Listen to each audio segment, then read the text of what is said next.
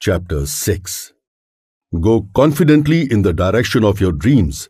Live the life you've imagined. By Thoreau. My departure to Dubai.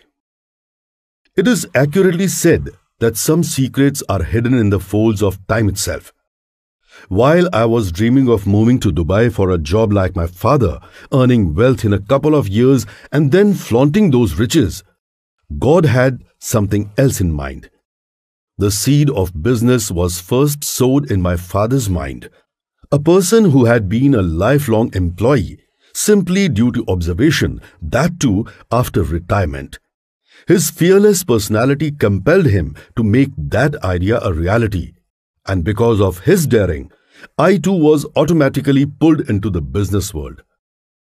Baba's debut into business. Baba's service in the Air Force had benefited him and us in one very remarkable manner.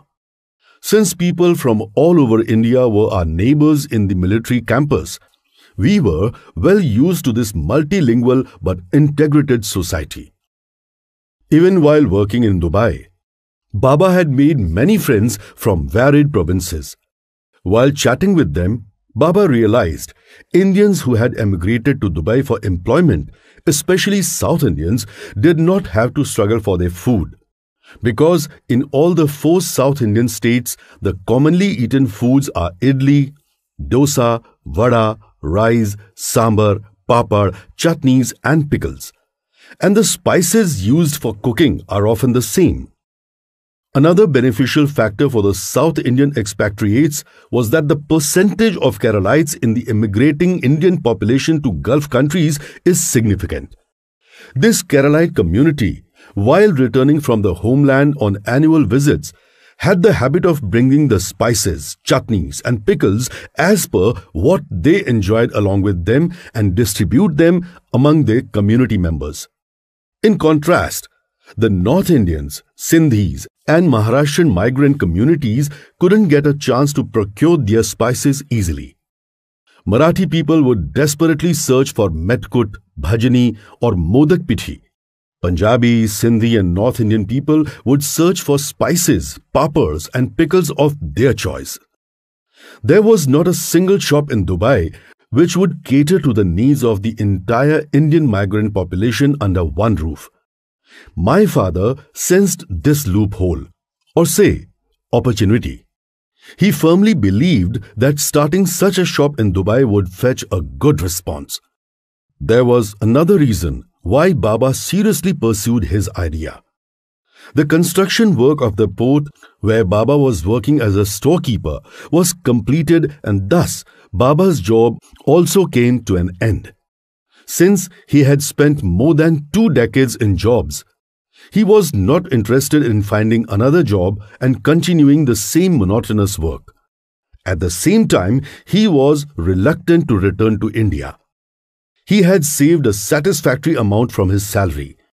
He dared to invest the entire fund in business and set up a tiny grocery shop in a rented space in Bur, Dubai. He wisely conceived the management plan for the shop and stocked the items in demand.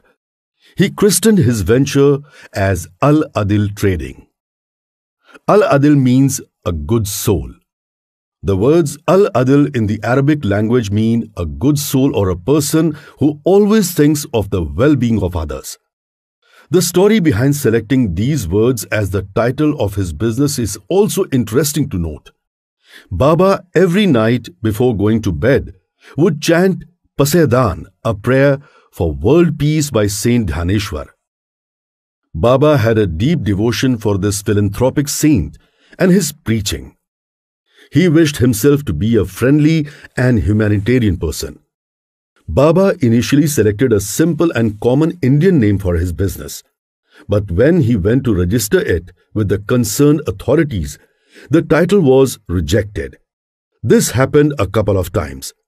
Baba became a little worried, thinking about the fate of his brainchild. But there he got his first valuable business step. When in Rome, do as the Romans do.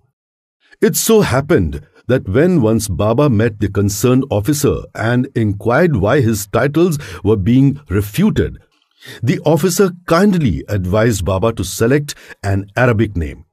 He said, "Mr. Datar, the names you have selected are unfamiliar to us. If the local community here doesn't understand the meaning of the title, you might get a disappointing response." Just then, that officer's son entered the cabin.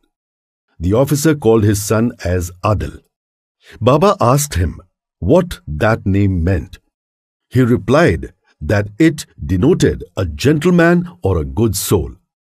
At that moment, Baba suddenly got the inspiration and selected the name Al-Adil. At first, through Al-Adil, Baba ordered a minimum amount 20 kilos each of goods like medkut, spices, chutneys and pickles. Even in this, he used to pick and choose his products carefully.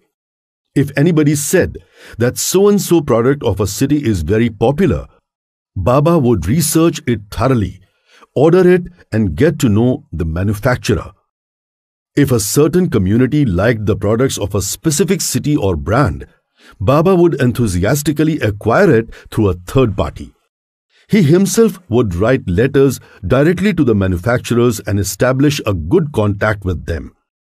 This provided an easy way for the expatriate Indian community to buy products from their own states.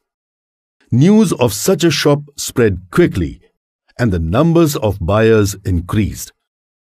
Gradually, the demand for goods increased, and the shop brought in a good income. Here in Mumbai, after finishing 12th grade, I started nagging I again. "I want to go to Dubai to help Baba in his business. You must convince him," I insisted.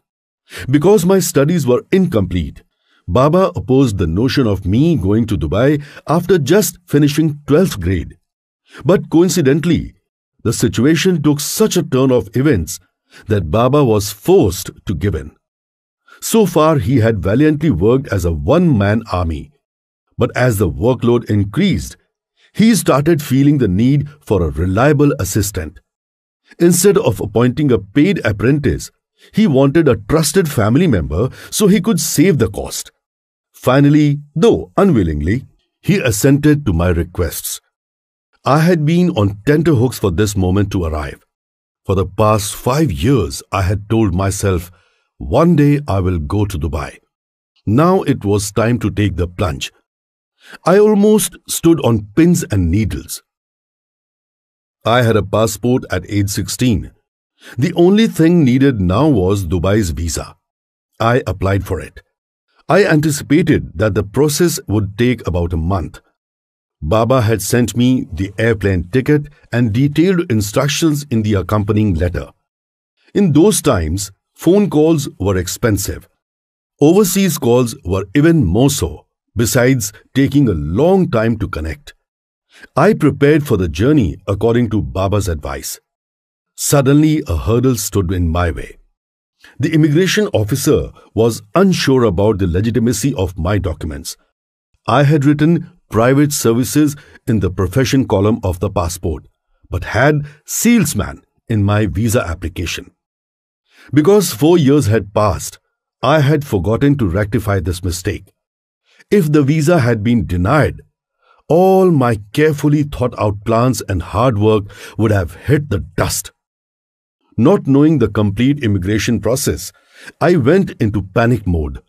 I met with several knowledgeable persons, discussed the issue at length, collected all the information and rectified my blunder.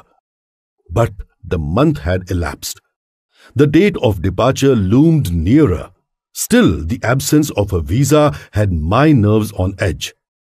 At the end, the visa fell into my hands 2 days before the flight, and with that, all my anxiety vanished. Sunday, 26th February 1984, saw I, Sanjay and I at the Mumbai International Airport. I produced my ticket at the Air India counter. There was a lady working at the counter. A small boy and I were the only young adults going to Dubai without our guardians. The lady was full of admiration for us. 2 children going abroad alone without the company of parents. Out of compassion for us, as a surprise gift, she upgraded the economy class reservations on our tickets to business class. I realized the value of this kind deed when I boarded the plane. The seats were very comfortable. Moreover, business class passengers received superior exclusive treatment. Excluding meals, a wide array of chocolates and cheese were offered to us. Ones that I had never seen before. The 3-hour journey from Mumbai to Dubai was truly enjoyable. I was lost in pleasant daydreams. Arrive in Dubai, help Baba in managing the shop, earn a lot of profit, return to India with lavish clothes, expensive wristwatch, brand new tape recorder and dazzling gold jewelry. I would earn the title of Dhananjay Datar. I would become instantly rich. I dreamt on, foolish and immature, and up in heaven, God laughed inwardly at my impatience.